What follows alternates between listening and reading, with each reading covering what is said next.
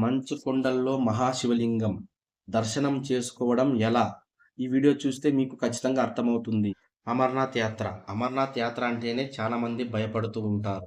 అమర్నాథ్ యాత్ర దర్శనం చేసుకోవాలని ప్రతి ఒక్క హిందువు అనుకుంటాడు. ఈ వీడియోలో అమర్నాథ్ యాత్రకు సంబంధించిన అమర్నాథ్ యాత్రకు ఎంత ఖర్చు అవుతుంది? ఎలా వెళ్ళాలి? ఎక్కడ ఉండాలి? ఎక్కడ స్టే చేయాలి? ఎక్కడి నుంచి వెళ్ళాలి? అని పూర్తి సమాచారం ఇస్తాను. ఖచ్చితంగా ఈ వీడియోని లైక్ చేయండి, కామెంట్ చేయండి, సబ్స్క్రైబ్ చేయండి. వీడియో విషయానికి వస్తే అమర్నాథ్ యాత్ర చేయాలంటే ముందుగా అమర్నాథ్ యాత్రకు సంబంధించిన వెబ్సైట్లు 2 నెలల ముందే ఆన్‌లైన్‌లో ఓపెన్ అయితాయి. మనం క్రోమ్ బ్రౌజర్‌లో గానీ, యూజీ బ్రౌజర్‌లో గానీ అమర్నాథ్ యాత్ర .com అని ఓపెన్ చేస్తే అమర్నాథ్ యాత్రకు సంబంధించిన 2 ఫార్మ్స్ వస్తాయి. ఒకటి డాక్టర్ సర్టిఫికేటు, అలాగే ఇంకొకటి బ్యాంక్ సర్టిఫికేటు. ఆ 2 సర్టిఫికేట్ మనం డౌన్లోడ్ చేసుకొని మీ సేవలో జిరాక్స్ తీసుకుంటే, ఆ సర్టిఫికేట్ తీసుకొని అమర్నాథ్ వెబ్సైట్ వాళ్ళు అలాగే అదే ఆన్‌లైన్‌లో ప్రతి జిల్లాకి ఒక్కరిని లేదా ఇద్దరిని డాక్టర్‌లని విడుదల చేస్తారు. అలాగే బ్యాంకును కూడా అమర్నాథ్ వెబ్సైట్‌లోనే విడుదల చేస్తారు. వాళ్ళు కేటాయించిన డాక్టర్ దగ్గరికి వెళ్ళి మనం హెల్త్ చెకప్ అన్నీ చేసుకొని, వాళ్ళ సంతకం పెట్టుకొని, ఆ సర్టిఫికేట్ తీసుకొని బ్యాంకుకు వెళ్ళాలి. బ్యాంకుకు వెళ్ళి దాన్ని సబ్మిట్ చేసి, డాక్టర్ సర్టిఫికేట్ సబ్మిట్ చేసి రూ. 120 చలానా కడితే, మనం ఏ డేటు యాత్ర చేయాలని అనుకుంటే ఆ డేట్‌కి మనం ఫామ్‌లో ఫిలప్ చేసి ఇస్తే, ఆ డేట్‌కు మనకు ఒక సర్టిఫికేట్ ఇస్తాడు. అదే టోకెన్ ఇస్తాడు. ఆ టోకెన్ తీసుకొని మనం అమర్నాథ్ యాత్ర ముందుగా రిజర్వేషన్ చేసుకుంటే ట్రైన్‌కి మనం అమర్నాథ్ యాత్ర వెళ్ళాలంటే ముందుగా ఢిల్లీకి వెళ్ళాలి. ఢిల్లీ నుంచి జమ్మూకి వెళ్ళాలి. జమ్మూ రైల్వే స్టేషన్ దిగిన వెంటనే బయట ఆర్మీ బేస్ క్యాంపులు ఉంటాయి.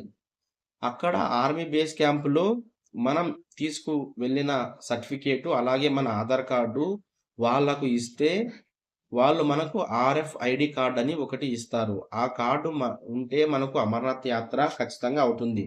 ఎందుకంటే అది ఒక సర్టిఫికేట్ మాదిరి ఖచ్చితంగా ఉండాలి. అదే 10థ్ క్లాస్ పిల్లలకు ఒక హాల్ టికెట్ మాదిరిగా. ఆ RFID కార్డ్ ఉంటేనే అమర్నాథ్ యాత్రకు అనుమతిస్తారు.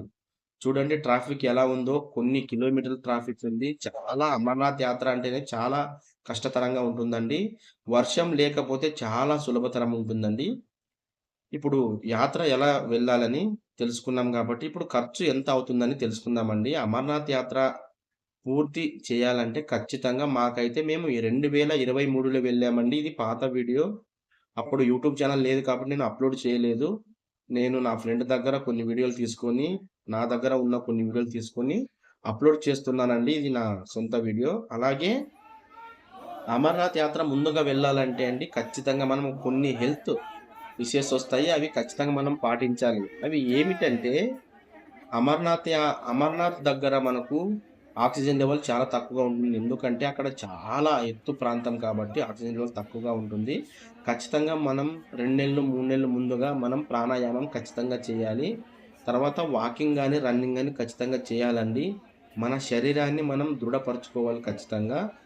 ఇంకా మనం ఫుడ్డు, బెడ్ విషయానికొస్తే ఇక్కడ కనిపిస్తున్నవి లంగర్స్ అండి. ఇలా చాలా ఉంటాయి. మనం అమర్నాథ్ యాత్రలో మనం ట్రెక్కింగ్ వెళ్ళే దారిలో కానివ్వండి, జమ్మూలో కానివ్వండి, శ్రీనగర్‌లో కానివ్వండి, అలాగే మనం బస్సు గానీ, కారులో గానీ వెళ్ళే దారిలో కూడా ఉంటాయండి. ఇలా లంగర్స్ చాలా ఉంటాయి. మనకి భోజనాన్ని విషయానికొస్తే భోజనం కానివ్వండి, టిఫిన్ కానివ్వండి, ప్రతి ఒక్క ఐటెమ్ ఫ్రీగానే పెడతారండి. మనకి బెడ్ నుంచి, టీ నుంచి అన్నీ ఫ్రీగానే పెడతారు. కానీ మనం జమ్మూలో కానివ్వండి, శ్రీనగర్‌లో కానివ్వండి, మనం పడుకోవడానికి బెడ్స్ కూడా ఫ్రీగానే ఇస్తారు. కానీ ఒక్కసారి మనం పెహల్గామ్ యాత్ర స్టార్ట్ చేశామంటే పెహల్గామ్ నుంచి మధ్యలో అనంతనాగ్‌లో కానివ్వండి, పంచతరణిలో కానివ్వండి, పడుకోవడానికి మాత్రం టెంట్స్ ఉంటాయండి. ఆ టెంట్స్‌లో ఒక్క మనిషికి 500 లేదా 700 ఉంటాయండి. ఒక్క నైట్‌కు మాత్రమే. ఇది మాత్రం గమనించగలరు. కానీ వర్షం రాకపోతే 3 రోజుల్లో దర్శనం అయిపోతుందండి. ఒకవేళ మనకు వర్షం వస్తే చెప్పలేమండి. టైము ఒక్క రోజు పట్టొచ్చు, 2 రోజులు పట్టొచ్చు. అవి మంచు కొండలు హిమాలయ పర్వతాలు కాబట్టి వర్షం ఏ టైం వస్తుందో ఖచ్చితంగా చెప్పలేమండి. ఇలా లంగర్స్‌లో శివుని పాటలు పెడతారండి హిందీలో. ఇక్కడ చూడండి అమర్నాథ్ యాత్ర వీళ్ళంతా ఆర్ఎఫ్ఐడి కార్డ్ తీసుకున్న వాళ్ళు.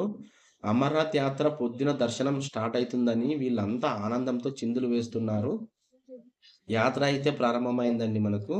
ఇంకా మనం శ్రీనగర్ నుంచి పెహల్గామ్‌కి వెళ్తున్నామండి. ఇక్కడ పెహల్గామ్‌కి మేము ఒక జీపు బుక్ చేసుకున్నామండి. ఎందుకంటే మేము బస్సులో వెళ్ళడం లేదు. బస్సులో వెళ్తే సేఫ్ అండి. కానీ అమర్నాథ్ యాత్ర చేయాలంటే ముఖ్యంగా ఇక్కడ గమనించాల్సింది ఆర్మీ వాళ్ళండి. ఆర్మీ వాళ్ళు లేనిదే మనం అమర్నాథ్ యాత్ర చేయలేము. ఎందుకంటే ఇది శ్రీనగర్ అయినా కూడా ఇది ఒక పాకిస్తాన్ లాగా ఉంటుందండి. ఎందుకంటే ఇక్కడ మొత్తం ముస్లిమ్సే ఉంటారు. ఇక్కడ ఉన్న ముస్లిమ్స్ కూడా 100% వాళ్ళు పాకిస్తాన్‌కి సపోర్ట్ ఇస్తారండి. ఇది మాత్రం 100% కరెక్ట్ అండి. ఎందుకంటే ఇక్కడ మన ఇండియా ఫ్లాగ్ మనం కార్‌కి గాని, బైక్ గాని వేస్తే ఖచ్చితంగా పీకి పారేస్తారంట. అలాగే మనం శ్రీనగర్‌లో గాని ఎక్కడ పడితే అక్కడ తిరగడానికి లేదండి. కొన్ని ప్లేసెస్‌లో మాత్రం మనం షాపింగ్ అయినా గాని, ఏమైనా చేయాలంటే ఈ విషయాలు నాకెలా తెలుసంటే, ఇక్కడ ఒక గుంటూరుకు సంబంధించిన ఒక ఆర్మీ మనిషి నాకు కలిసాడు. ఆయన అన్నీ చెప్పాడండి. చాలా డేంజరస్ ఉంటుందండి శ్రీనగరు. ఆర్మీ వాళ్ళైతే అడుగడుగునా వాళ్ళే ఉంటారు. ఈ అమర్నాథ్ యాత్రలో వాళ్ళు ఆర్మీ వాళ్ళు లేనిదే మనం అమర్నాథ్ యాత్ర చేయలేము. ముఖ్యంగా ఆ మహాశివుని కంటే ముందుగా వీళ్ళకు మనం ఖచ్చితంగా నమస్కారం చేయాలండి. తర్వాత ముఖ్యంగా ఇంకా వేరే వాళ్ళు ఎవరిది ఇక్కడ ఉంటుందంటే అమర్నాథ్ యాత్రలో లంగర్స్‌లో ఉన్నవాళ్ళు మనకు భోజనాలు పెట్టే వాళ్ళు సేవ చేసుకునే వాళ్ళండి. వాళ్ళు గాని చాలా మైనస్ డిగ్రీలో వాళ్ళు మనకు వేడి నీళ్ళతో ప్లేట్లు కడిగి ఇస్తారండి. ఎంత కావాలో అంత అన్నం పెడతారు. ఏమి కావాలో అది ఇస్తారు. వాళ్ళకి కూడా నిజంగా మనం నమస్కారం పెట్టాలి. ఇంకా మేమైతే మాకు 3 రోజులు పట్టిందండి. మేము వెళ్ళినప్పుడు అక్కడ అనంతనాగ్ అనే ప్లేస్‌లో 3 రోజులు వర్షం ఫుల్లు కురిసింది. అప్పుడు డే అండ్ నైట్ 2 రోజులు అక్కడే ఉన్నామండి మేము. 3 రోజులు దర్శనం చేసుకున్నాము. అన పెహల్గామ్ రూట్ అయితే మనకు 45 కిలోమీటర్లు వస్తుందండి. ఇది ఆ మహాశివుడు నడిచిన రూట్ అండి. ఇది అనంతనాగ్‌లో ఒకరోజు స్టే చేయాలి. రెండో రోజు పంచతరణి అనే ప్లేస్‌లో స్టే చేయాలి. మూడో రోజు ఉదయం 10, 11 గంటల సమయంలో మనకి అమర్నాథ్ కేవ్ దగ్గరికి వెళ్తాం. అక్కడ దర్శనం చేసుకుంటాము. వెంటనే మనం బెల్టాల్ రూట్‌కు రిటర్న్ అయితామండి. పోయేటప్పుడు పెహల్గామ్ రూట్ వెళ్ళడం మంచిది. రావడం బెల్టాల్ రూట్ రావాలి. ఎందుకంటే ప్రతి ఒక్కరు ఇలానే చేస్తారు. 13 కిలోమీటర్లు ఉంటుందండి బెల్టాల్ రూట్ అయితే. కానీ రెండోసారి అమర్నాథ్ యాత్ర వచ్చేవాళ్ళైతే పెహల్గామ్ రూట్ రారు. ఎందుకంటే 3 రోజులు టైం అయితుందని బెల్టాల్ రూట్‌కి వచ్చి దర్శనం చేసుకొని బెల్టాల్ రూట్‌కి వెళ్తారు.